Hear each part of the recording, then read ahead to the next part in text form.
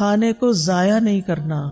کچھ لوگ دیکھتے ہیں کوئی چیز کہتے ہیں اچھا یہ پھینکو اس کو پرے. کھجور لیں گے اس کے اندر وہ چھوٹی چھوٹی لگ جاتی ہے نا سسری سی, تو کہتے ہیں نہیں یہ نہیں کھانی, پھینک دو پھینک دو پھینک دو. یہ اسراف ہے. نبی صلی اللہ علیہ وسلم کی سنت کیا ہے؟ آپ کے سامنے پرانی کھجور پیش کی گئی, آپ نے کھول کے اچھی طرح جائزہ لیا, سسریاں نکالی, صاف کیا اور باقی کھا لی. اگر کوئی لقمہ زمین پہ گر جاتا تھا تو آپ کیا کرتے تھے؟ اٹھا کے پھینک دو؟ نہیں, بلکہ اس کو صاف کر کے کھا لیتے تھے. نبی صلی اللہ علیہ وسلم نے فرمایا شیطان تم میں سے ہر ایک آدمی کے پاس اس کے ہر کام کے وقت موجود رہتا ہے, یہاں تک کہ کھانے کے وقت بھی. لہٰذا جب تم میں سے کسی کا لقمہ گر جائے تو چاہیے کہ اس کو کھا لے صاف کر کے, اور اسے شیطان کے لیے نہ چھوڑے. کھانے کے بعد برتن کو کیا کرنا چاہیے؟ صاف کرنا چاہیے. ہم پہلے بے سوچے سمجھے برتن بھر لیتے ہیں, خاص طور پہ شادیوں میں. توجہ سے سنیے یہ بات, بڑی سخت تکلیف ہوتی ہے جب لوگ شادیوں پہ جاتے ہیں اور پلیٹوں کے اندر چھوٹے چھوٹے ٹیلے بنا لیتے ہیں کھانا ڈال ڈال کے, اور پھر 2-4 لقمے کھاتے ہیں, کوئی چھوٹے بچے کو ساتھ کھلایا اور باقی ساری کی ساری پلیٹ واپس. اس کا حساب کون دے گا؟ پہلے تھوڑا ڈال کے چکھ لیں کہ آپ کے حساب سے نمک پورا ہے یا نہیں, اور اگر پہلی دفعہ میں آپ کو ٹھیک لگتا ہے تو بس پھر دوبارہ اتنا ڈالیں جتنا آپ کو بھوک ہے کھانا ہے. کھانا زیادہ نہیں ڈالنا, نہ گھر میں نہ شادیوں میں پارٹیوں میں نہ کسی کے گھر, کیونکہ وہاں انسان سوچتا ہے میرا کیا جاتا ہے, مجھے تو کوئی نقصان نہیں. اور کتنا کھانا ضائع ہوتا ہے. اور آپ کو پتہ ہے کہ آپ ہی کے شہر میں کتنے لوگ رات کو بھوکے سوتے ہوں گے, آپ نے ان کے حصے کا بھی منگا کے پکا کے ضائع کر کے بنوں میں پھینک دیا. تو کھانے کے بعد برتن صاف کرنا ہے. اگر کسی وجہ سے بعض اوقات اندازہ نہیں ہوتا, کچھ چیزیں ایسی ہوتی ہیں ان کو کھا کے جلدی پیٹ بھر جاتا ہے, تو پھر اس کھانے کو الگ نکال لیں. اگر کوئی بلی وغیرہ ہے اس کو ڈال دیں, اگر کوئی چاول وغیرہ ہے اپنے گھر میں ایک ایسی کنالی رکھ دیں, کوئی ایسی ڈش رکھ دیں کہ جس میں بچا ہوا کھانا جا کے ڈال دیں, پرندے آئیں گے وہ کھا کے چلے جائیں گے, آپ کو ثواب ملے گا. میں تو جب روٹی خود بناتی تھی تو پیڑے کا آٹا ہوتا ہے نا, وہ اگر ہاتھوں کو لگ جاتا تھا تو میں اس کے لیے الگ برتن رکھتی تھی, اور صبح سے رات تک جتنے بھی اس کے اندر ہاتھ سے اترا ہوا آٹا جمع ہوتا تھا وہ شام تک چھوٹی چھوٹی سوئیاں بن جاتا تھا سوکھ کے, پھر میں اس کو چڑیا کو ڈال آتی تھی. کیونکہ ذرے کا بھی وزن ہوگا نا قیامت کے دن, کے نہیں ذرے کا وزن ہے نا. فَمَن يَعْمَلْ مِثْقَالَ ذَرَّةٍ خَيْرًا يَرَهُ وَمَن يَعْمَلْ مِثْقَالَ ذَرَّةٍ شَرًّا يَرَهُ. شر کیا ہے؟ ضائع کرنا. خیر کیا ہے؟ کسی کے فائدے میں لے آنا. اور مجھے امید ہے کہ آپ پرندوں وغیرہ کے لیے پانی بھی رکھتے ہوں گے. آج کل آپ دیکھیں بارشیں نہیں ہو رہی, سخت گرمی میں بھی پانی ڈالیں, لیکن سردی میں بھی پانی رکھیں. کبھی راستے میں دیکھتے ہو نا پرندوں وغیرہ کو, میں سوچتی کہیں پانی نظر نہیں آ رہا, پتہ نہیں کہاں سے پیتے ہیں بےچارے, ان کو بھی پیاس لگتی ہوگی. تو آج کل بھی کچھ نہ کچھ پانی, یعنی برتن بنا چھوڑے گھر میں. اگر آپ کو چھوٹا سا بھی گھر ہے, کھڑکی کے باہر بھی چھوٹی سی جگہ ہے, تو وہاں ایک چھوٹی سی کوئی چیز لگا دیں, لیکن اپنے ساتھ دوسروں کا بھی خیال رکھیں. پھر اسی طرح صحت کو فائدہ دینے والی غذا کھائیں اور وہ چیزیں چھوڑ دیں جو صحت کو نقصان دیتی ہیں. ام منذر کہتی ہیں رسول اللہ صلی اللہ علیہ وسلم میرے گھر تشریف لائے, آپ کے ساتھ علی رضی اللہ عنہ بھی تھے, اور علی رضی اللہ عنہ بیماری سے اٹھے تھے, کمزور تھے. ہمارے ہاں کھجوروں کے خوشے لٹک رہے تھے, تو رسول اللہ صلی اللہ علیہ وسلم اٹھے اور ان سے کھانے لگے, اور حضرت علی بھی کھانے کے لیے اٹھے, تو رسول اللہ صلی اللہ علیہ وسلم نے ان سے فرمایا رک جاؤ, ابھی تم کمزور ہو. چنانچہ وہ رک گئے, ان کو پرہیز بتایا آپ نے. ام منذر کہتی ہے میں نے جو اور چکندر پکائے ہوئے تھے وہ آپ کی خدمت میں پیش کیے, تو آپ نے فرمایا اے علی یہ لے لو, یہ تمہارے لیے زیادہ فائدے کی چیز ہے. کھانا کھا کے کیا کرنا چاہیے, شکر کیسے کرنا چاہیے؟ اس میں آپ دیکھیں سب سے پہلی دعائیں کون سی ہیں؟ کھانا کھانے کے بعد کی دعائیں. ایک نہیں کئی دعائیں ہیں. آپ نے پتہ کیا کرنا ہے؟ ان دعاؤں کو, اس پیپر کو اس میں سے الگ کر کے آپ نے اپنے کچن میں جہاں کھانا کھاتے ہیں یا ڈائننگ ہال میں یا پھر جہاں بھی آپ ہوتے ہیں وہاں یہ لگا لیں اور دیکھ کے پڑھنا شروع کریں اور ایک ایک یاد کرنا شروع کریں, تاکہ کھانے کے بعد پڑھ کے آپ اٹھیں. ٹھیک ہے انشاءاللہ, اور اس سے آپ کو انشاءاللہ بہت ثواب ہوگا, اور یہ شکر ادا کرنے کا ایک طریقہ ہے. مثال کے طور پر آپ دیکھیں, اللہم بارک لنا فیہ وَأَطْعِمْنَا خَيْرًا مِّنْهُ, اے اللہ ہمیں اس کھانے میں برکت عطا فرما اور ہمیں اس سے بہتر کھلا. سبحان اللہ, ہر دفعہ کھانا کھا کے اگر آپ یہ دعا مانگتے ہیں کہ اللہ ہمیں اس سے بہتر عطا فرما, تو کیا ہوگا؟ شکر ادا کرنے والے کو کیا ملتا ہے؟ بہتر ملتا ہے. پھر الحمدللہ الذی اطعم وسقا وصوغہ وجعل لہ مخرجا, تمام تعریفیں اللہ کے لیے ہیں جس نے کھلایا پلایا اور اسے جسم میں پیوست کیا, یعنی ہمارے جسم کا حصہ بنا اور اس کے نکلنے کی راہ بنا, یعنی جو ویسٹ تھا وہ بھی جسم سے نکل گیا. اور اسی طرح باقی دعائیں بھی ہیں, میں نے یہ دعائیں اپنے کچن میں لگائی ہوئی ہیں اور الحمدللہ پڑھنے میں بہت آسانی ہوتی ہے. پھر اس کے بعد کھانے پینے میں اسراف سے بچنا ہے, یہ بڑا اہم سبق ہے. اللہ سبحانہ وتعالیٰ فرماتے ہیں, یا بنی آدم خذوا زینتکم عند کل مسجد وکلوا واشربوا ولا تسرفوا انہ لا یحب المسرفین. اے آدم کی اولاد, ہر نماز کے وقت اپنی زینت لے لو, یعنی لباس میں نماز پڑھو, اور کھاؤ اور پیو اور حد سے نہ گزرو, بے شک وہ حد سے گزرنے والوں سے محبت نہیں رکھتا. اسراف کسی بھی چیز میں پسندیدہ نہیں, نہ لباس میں اور نہ کھانے پینے میں اور نہ کسی اور چیز میں. اسراف کیا ہے؟ نمبر 1, ضرورت سے زیادہ کھانا پینا. لوگوں کو اسراف کا مطلب نہیں پتا. ضرورت سے زیادہ کھانا پینا, کھانے کی ہرس, اور ایک وقت میں کئی چیزیں کھانا, یہ بھی کھا لو وہ بھی کھا لو وہ بھی شکلو, یہ بھی کھاؤ یہ بھی کھاؤ. اس وقت تو پتہ نہیں چلتا, لیکن جب ہضم ہونے پہ آتا ہے تو پھر تکلیف شروع ہو جاتی ہے. نمبر 2, ان چیزوں میں حد سے زیادہ خرچ کرنا. ایک ہے ضرورت سے زیادہ کھانا اور دوسرا ضرورت سے زیادہ خرچ کرنا. مثلا آپ گروسری کے لیے گئے ہیں, آپ وہاں دیکھتے ہیں سجے ہوئی چیزیں ہیں, زبردست سبزی پڑی ہے اور زبردست چیزیں اور پیکنگز میں پڑی ہیں. آپ کہتے ہیں پتہ نہیں پھر کب یہ بھی لے لو یہ بھی لے لو یہ بھی خرید لو یہ بھی خرید لو یہ بھی خرید لو. اب آپ دیکھیں مشکل کیا ہو گئی ہے کہ بڑے بڑے سٹورز بن گئے ہیں, بڑے بڑے مالز بن گئے ہیں. اگر آپ نے ایک سمپل چائے بھی لینی ہے تو پہلے زمانے میں کیا ہوتا تھا, چھوٹی سی کارنر پہ دکان ہوتی تھی, وہاں ایک ہی قسم کی یا زیادہ سے زیادہ 2 قسم کی چائے پڑی ہوتی تھی, اور آپ جو پیتے تھے وہی چائے دوبارہ کسی بچے کو بھی پیسے دے کے منگا لیتے تھے. اب کیا ہوتا ہے, آپ مال میں جاتے ہیں اور چائے کی اتنی قسمیں ہیں کہ آپ کہتے ہیں کہ اچھا یہ بھی آ گئی, یہ تو لگتا بہت اچھی ہوگی, چلو یہ بھی ٹرائی کر لیتے ہیں, وہ بھی یہ بھی وہ بھی. بہت ساری چائے خرید کے گھر لے آتے ہیں طرح طرح. اب تو مجھے لگتا ہے ہر چیز کی چائے بن گئی ہے. اچھا اب گھر لاتے ہیں, اب آپ ایک پیتے ہیں, آپ کو ہائے ہائے یہ تو اچھی نہیں لگی, اس کو پرے پھینکو, پھر دوسری پھر تیسری, اور کچھ تو کھولنے کی نوبت نہیں آتی, اور پھر ایسے ہی پیک ڈبے جب ایکسپائر ہو جاتی ہے نا ڈیٹ, تو پھر اٹھا کے کیا کرتے, بن میں پھینک دیتے ہیں. نہ اپنے کام آئی نہ کسی اور کے کام آئی. یہ آپ نے کیا کیا؟ اسراف. سمجھ آئی اسراف کی؟ کس کس کو اسراف کی سمجھ آئی ہے؟ الحمدللہ. نمبر 1 زیادہ کھانا, نمبر 2 کھانے پہ زیادہ خرچ کرنا, اور نمبر 3 ہے حرام میں پڑنا, حرام چیزیں کھانا, نقصان دہ چیزیں کھانا. تو اللہ سبحانہ تعالیٰ نے کیا فرمایا, کھاؤ پیو لیکن اسراف نہیں کرو. نبی صلی اللہ علیہ وسلم نے فرمایا کھاؤ اور پیو, پہنو اور صدقہ کرو, لیکن اسراف نہ کرو نہ تکبر کرو. ابن عباس کہتے ہیں جو تمہارا جی چاہے کھاؤ, جو تمہارا جی چاہے پہنو, مگر 2 باتوں سے ضرور بچو, اسراف اور تکبر. تکبر کیوں؟ کیونکہ عام طور پر لوگ اپنا آپ دکھانے کے لیے, اپنے آپ کو بڑا ظاہر کرنے کے لیے قیمتی سے قیمتی, مہنگے سے مہنگے کپڑے پہنتے ہیں اور قیمتی سے قیمتی چیزیں خرید کے رکھ لیتے ہیں, صرف دکھاوے کے لیے, استعمال کچھ بھی نہیں کرتے.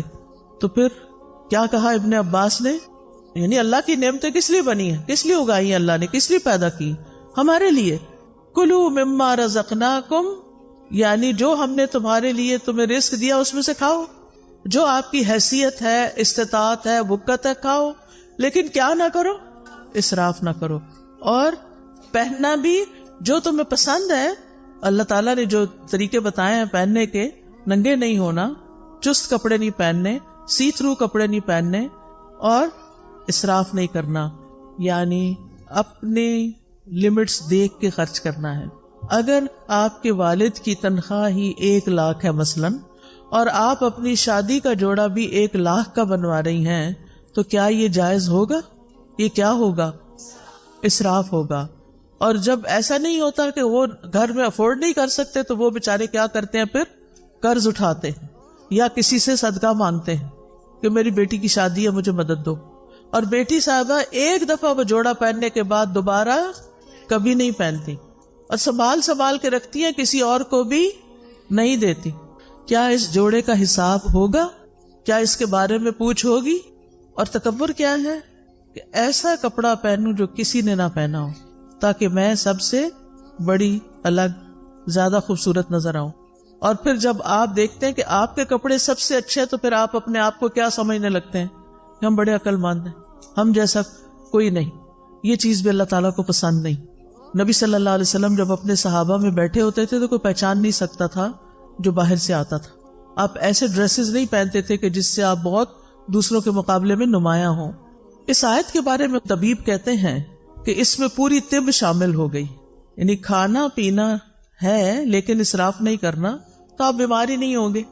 پھر اسی طرح یہ کہ کھانا پینا زندگی کا مقصد نہ ہو، اعتدال کے ساتھ بقدر ضرورت کھایا جائے. نبی صلی اللہ علیہ وسلم نے بدترین امتیوں کی کچھ خصوصیات بتائی ہیں.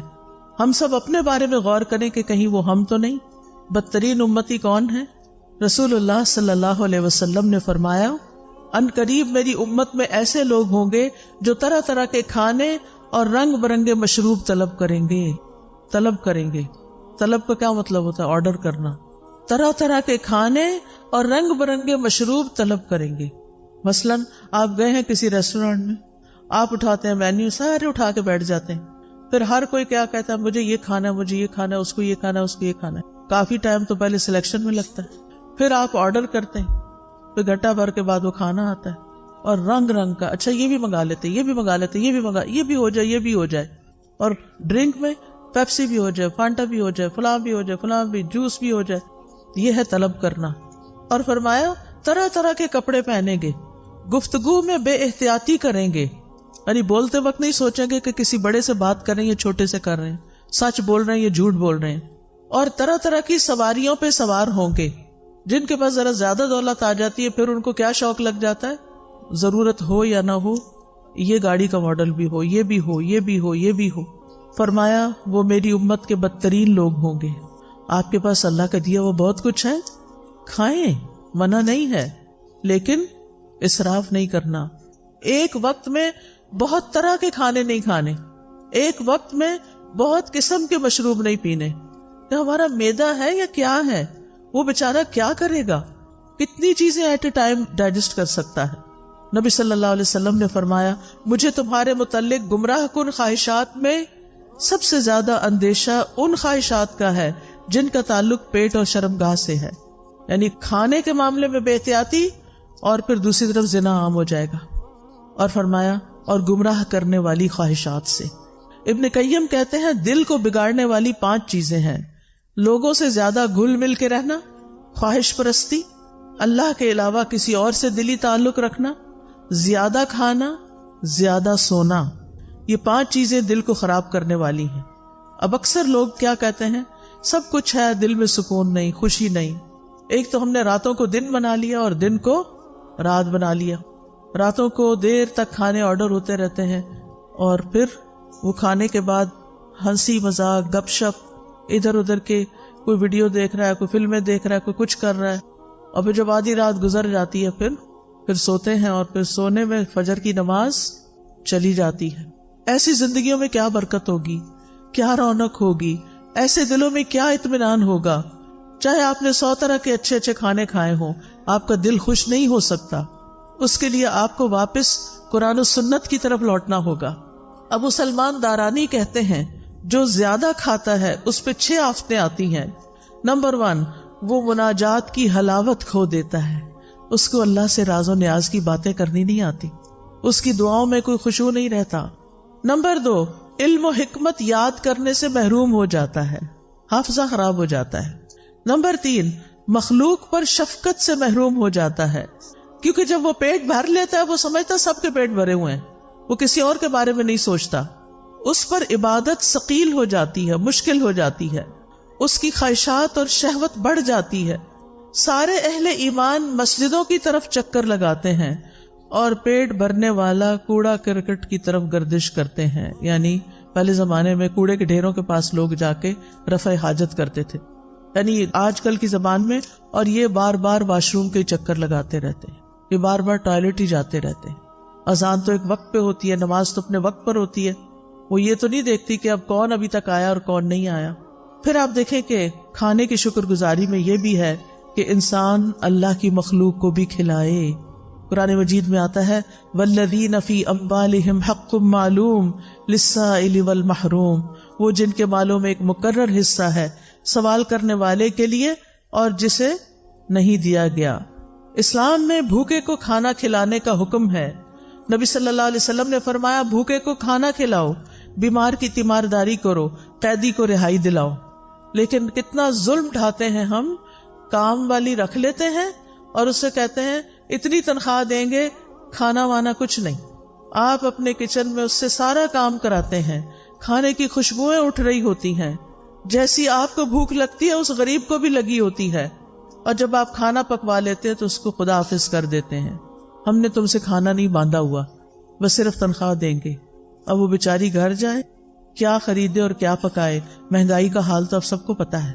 اگر اپنے ہی کھانے میں سے، جیسے نبی صلی اللہ علیہ وسلم نے فرمایا جو تمہارے لیے پکا کے لائے تو چند لقمے اس کو بھی اس میں سے کھلاؤ، اگر اس میں سے آپ اسے بھی دے دیتے ہیں، بٹھا کے کھلا دیتے ہیں، کتنا بڑا اجر کماتے ہیں۔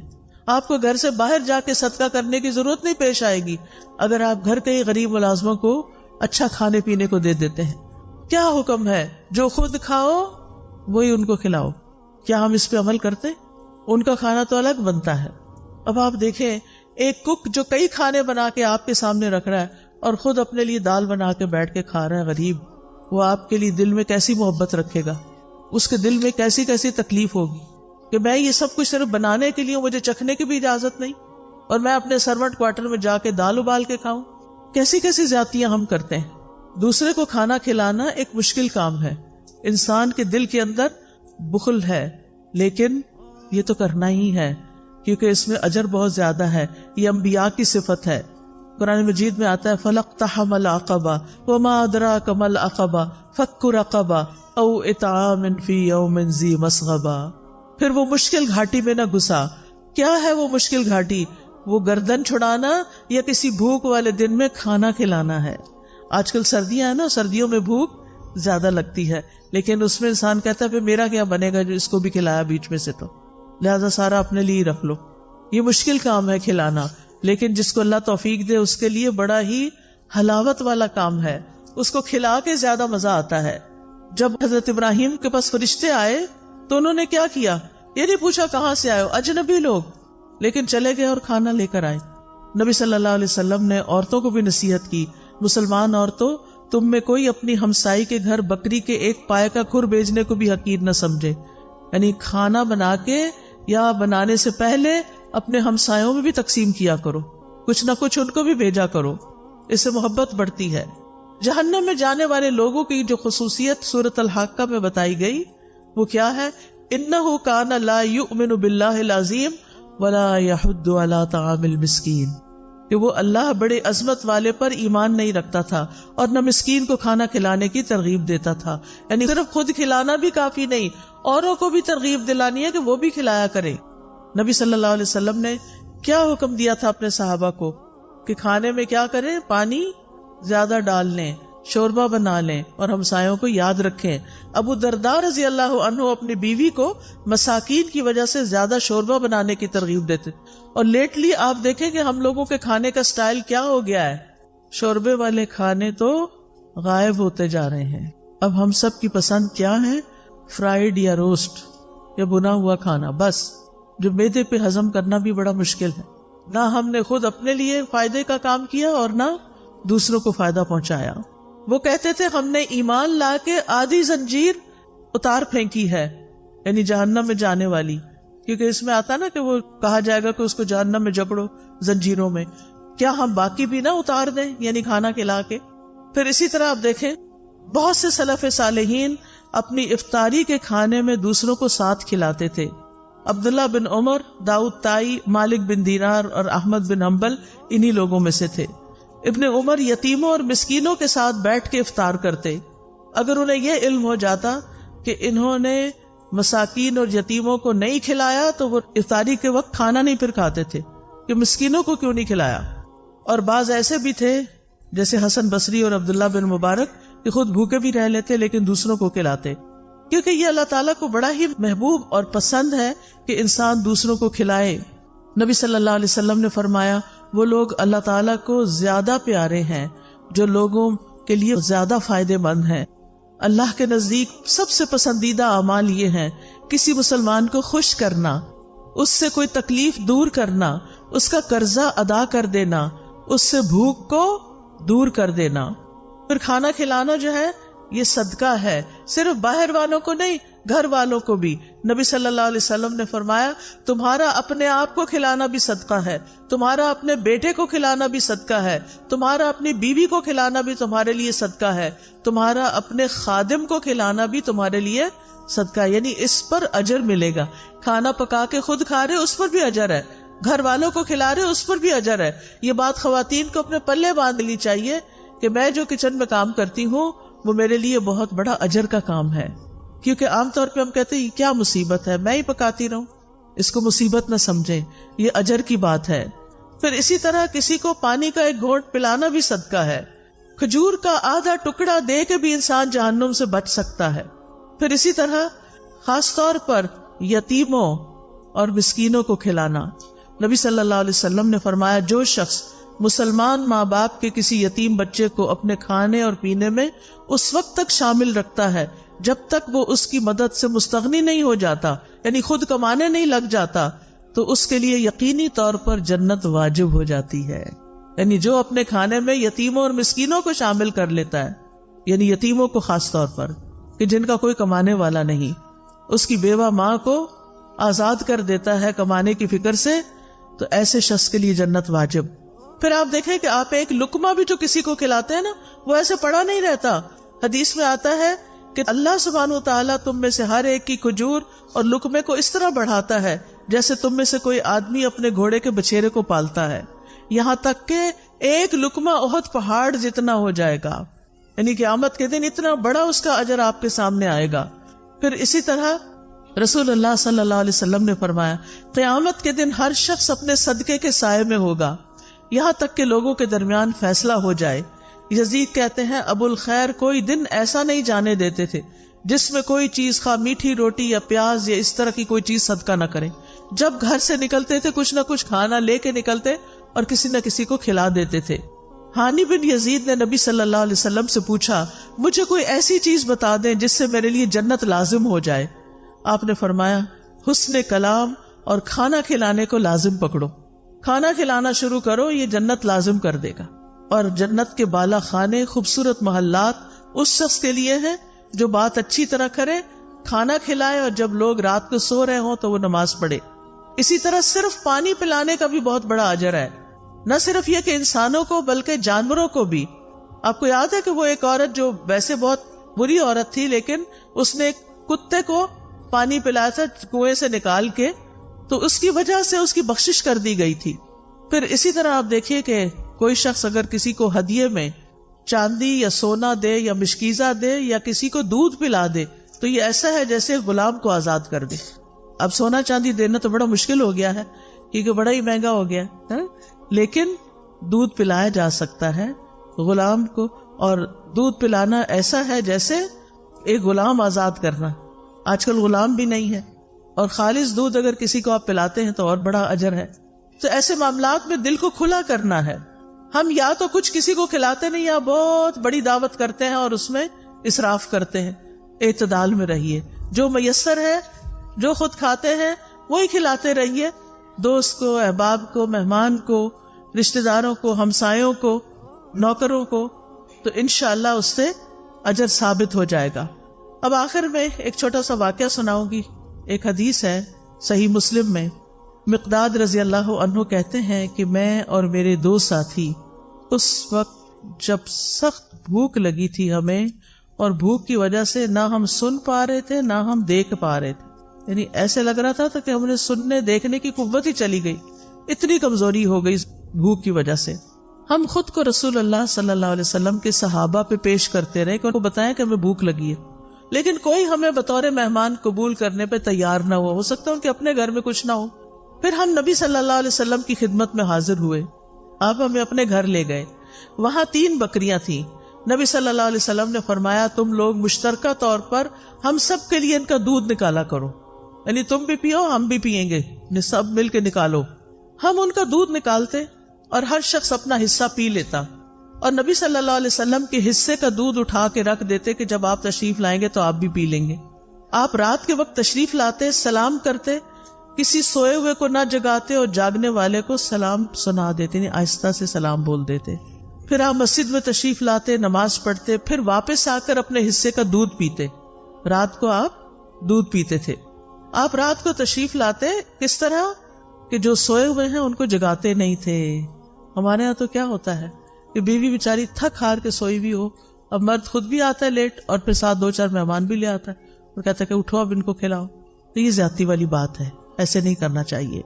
اگر مہمانوں کو لانا ہے تو پہلے سے بتائیں، اور پھر ان کا انتظام ایسے ہو کہ کسی سونے والے کو جگایا نہ جائے۔ پھر کہتے ہیں کہ ایک رات میرے پاس شیطان آ گیا، اس وقت میں اپنے حصے کا دودھ پی چکا تھا۔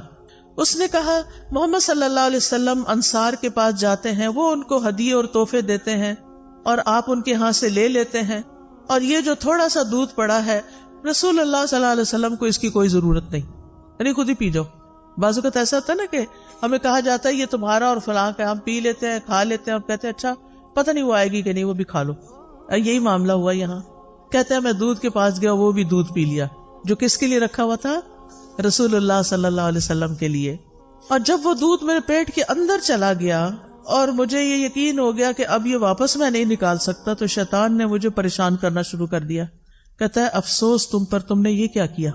یہ ہے شیطان، پہلے اس عمل کو خوشنما بنا دیتا ہے، جب کر لیتے ہیں تو پھر پریشان کرتا ہے کہ تم نے ٹھیک نہیں کیا، اور بے چینی لگا دیتا ہے۔ تم نے محمد صلی اللہ علیہ وسلم کا بھی حصہ پی لیا، اب وہ آئیں گے تو ان کو دودھ نہیں ملے گا اور ہر صورت تمہارے خلاف بد دعا کریں گے، پھر تم ہلاک ہو جاؤ گے، تمہاری دنیا آخرت برباد ہو جائے گی۔ اب یہ شیطان یہ دل میں وسوسے ڈال رہا ہے، کس کے؟ ان صحابی کے، مقداد کے۔ وہ کہتے ہیں میرے جسم پر ایک چھوٹی سی چادر تھی، میں اگر پیروں پر ڈالتا تو سر باہر نکل آتا، سر پہ ڈالتا تو پیر باہر نکل جاتے، اور کیفیت یہ ہو گئی کہ مجھے نیند نہیں آ رہی تھی کہ میں یہ کیا کر آیا ہوں۔ اور رہے میرے ساتھی تو وہ تو سو رہے تھے اپنا اپنا حصہ پی کے، انہوں نے تو وہ کام ہی نہیں کیا جو میں نے کر لیا تھا۔ کہتے ہیں پھر نبی صلی اللہ علیہ وسلم تشریف لائے اور آپ جس طرح سلام کرتے تھے اسی طرح سلام کیا، پھر آپ مسجد میں آئے، نماز پڑھی، پھر آپ دودھ کے پاس آئے، اس کا برتن کھولا تو اس میں کچھ بھی نہیں تھا، وہ تو پی لیا گیا تھا۔ آپ نے آسمان کی طرف سر اٹھایا تو میں نے دل میں کہا اب تو ضرور میرے خلاف بد دعا ہوگی اور میں ہلاک ہو جاؤں گا۔ شیطان ایسی بدگمانیاں بھی ڈالتا ہے، لیکن آپ نے دعا کی اللہم اطعمنی واسقی من سقانی، اللہ جو مجھے کھلائے اسے تو کھلا، اور جو مجھے پلائے تو اسے پلا۔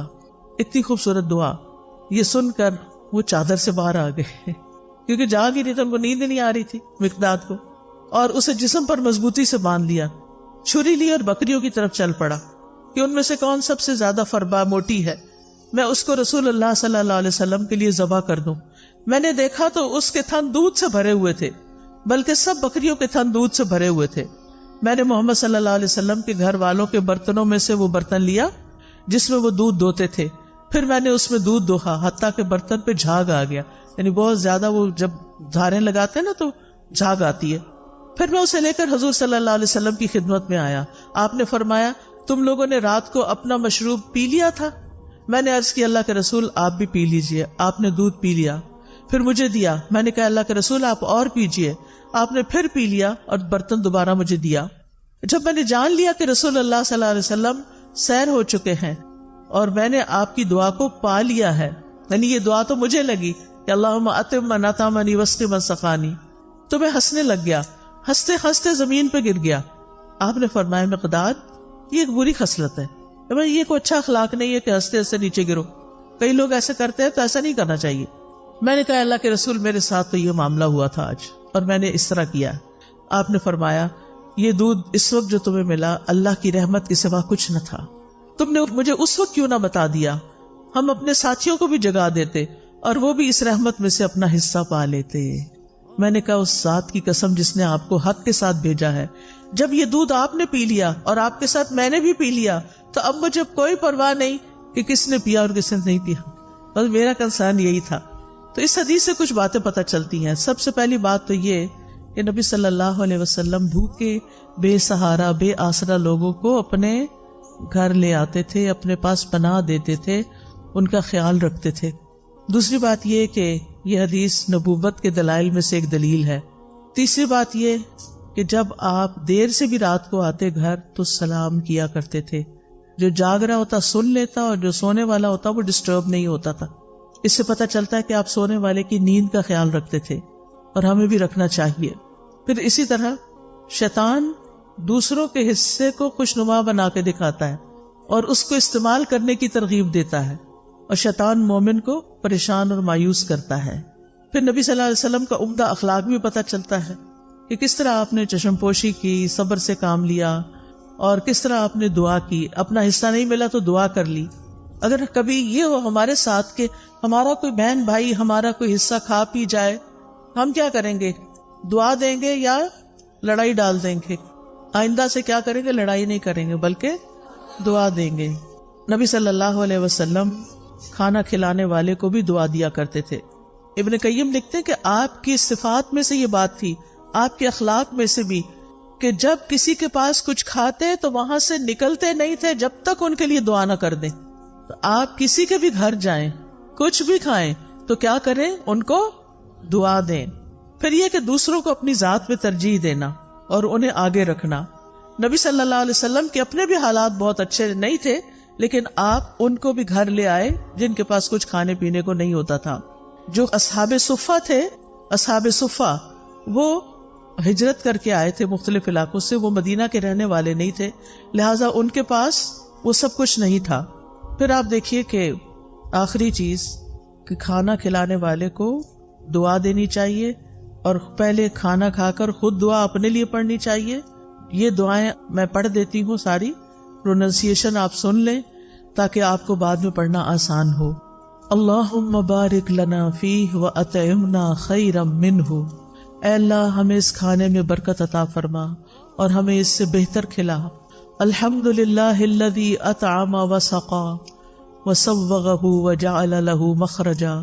تمام تعریفیں اللہ کے لیے ہیں جس نے کھلایا پلایا اور اسے جسم میں پیوست کیا اور اس کے نکلنے کی راہ بنائی.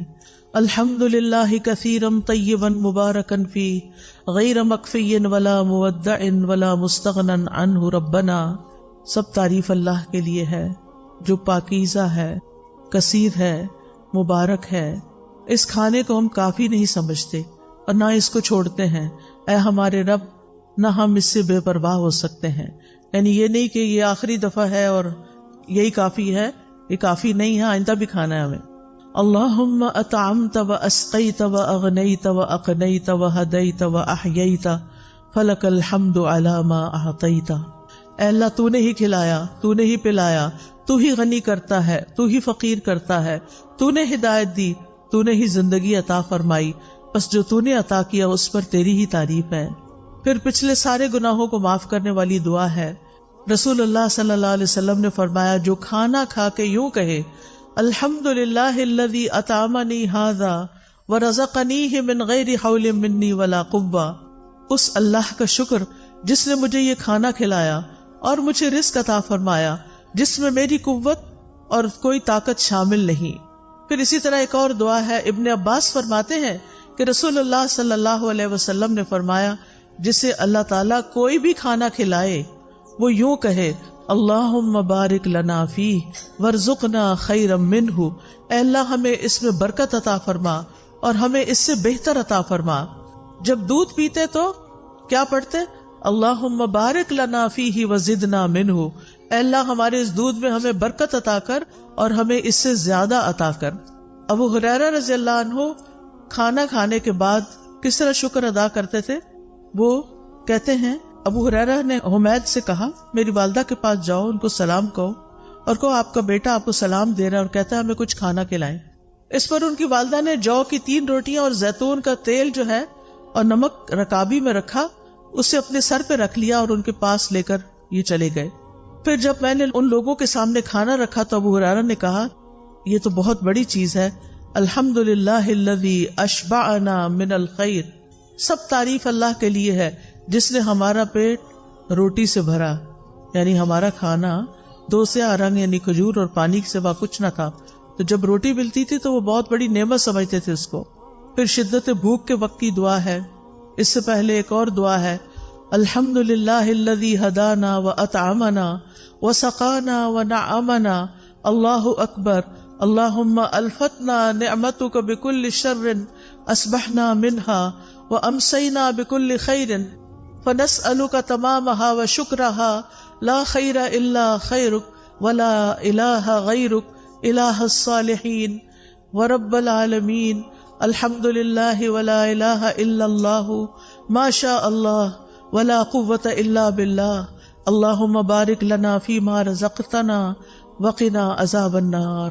اس کا ترجمہ ہے سب تعریف اللہ کے لیے ہے جس نے ہمیں ہدایت دی، ہدایت کھانے پینے سے بھی زیادہ قیمتی چیز ہے، ہمیں کھلایا اور ہمیں پلایا، ہمیں نعمتیں عطا فرمائیں، اللہ سب سے بڑا ہے۔ اے اللہ تیری نعمت اس وقت آئی جب ہم شر میں پھنسے ہوئے تھے، ہم نے اس نعمت کی وجہ سے ہر طرح کی خیر کے ساتھ صبح کی اور شام کی، بس ہم تجھ سے اس نعمت کے مکمل ہونے کا اور اس کے شکر ادا کرنے کا سوال کرتے ہیں۔ تیری خیر کے سوا کوئی خیر نہیں، تیرے سوا کوئی معبود نہیں، اے الہ الصالحین، سارے جہانوں کے رب، سب تعریف اللہ کے لیے ہے اور اللہ کے سوا کوئی معبود نہیں، جو چاہتا ہے وہی ہوتا ہے، کسی میں طاقت نہیں سوائے اللہ کے۔ اے اللہ جو رزق تو ہمیں دے اس میں برکت دے اور ہمیں آگ کے عذاب سے بچا لے۔ اور اسی طرح حضرت عائشہ فرماتی ہیں کہ نبی صلی اللہ علیہ وسلم رات کو بھوک کی وجہ سے کروٹیں بدلتے تھے اور یہ دعا پڑھتے، لا الہ الا اللہ الواحد القہار رب السماوات والارض وما بینہما العزیز الغفار، نہیں ہے کوئی معبود برحق مگر اللہ جو اکیلا اور زبردست ہے، آسمانوں اور زمین اور ان دونوں کے درمیان والی تمام چیزوں کا رب ہے، وہ غالب اور بہت بخشنے والا ہے۔ پھر اگر کوئی آپ کو کھانا کھلائے تو آپ کیا دعا کریں؟ اللہم اطعم من اطعمنی واسق من سقانی، اللہ جو مجھے کھلائے تو اسے کھلا اور جو مجھے پلائے تو اس کو پلا۔ ہمارا کیا کھلانا اور ہمارا کیا پلانا، جو اللہ کھلائے گا اس کا تو کوئی میچ ہی نہیں۔ پھر اسی طرح کھانا کھلانے والے کے رزق میں برکت کی دعا کرنی چاہیے کہ اللہ تعالیٰ اس کو برکتیں عطا کر۔ اور پھر ایک اور دعا ہے، افطر عندک الصائمون طعامکم الابرار وصلت علیکم الملائکہ، تمہارے ہاں روزہ افطار کیا کریں نیک لوگ، وہ تمہارے کھانا کھایا کریں اور فرشتے تمہارے لیے دعائیں کریں۔ تو یہ ہے کھانا کھلانے سے متعلق ہمارے دین کی رہنمائی